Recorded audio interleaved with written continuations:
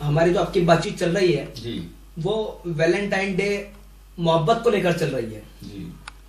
तो मोहब्बत बच्चा बूढ़ा जवान तो सभी करते हैं, लेकिन जब जिक्र वैलेंटाइन डे का आता है, 14 फरवरी का आता है, तो खासकर इसमें देखा जाता है कुछ युवाओं का, कुछ नौजवानों का क्रेज इसमें कुछ ज्यादा रहता है। तो आपसे मेरी एक गुजारिश थी कि कुछ वैलेंटाइन डे पर मोहब्बत को लेकर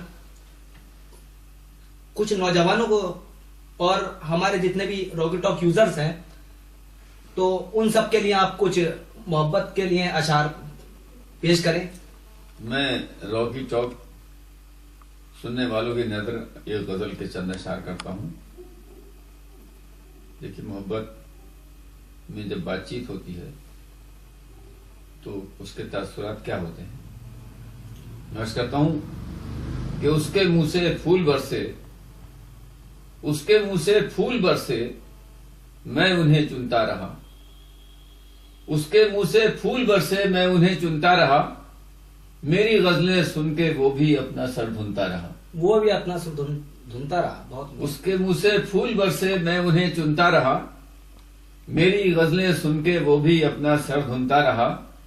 और शेर नज़र करता हूं कि उसके दिल में प्यार का था एक समंदर मौजन।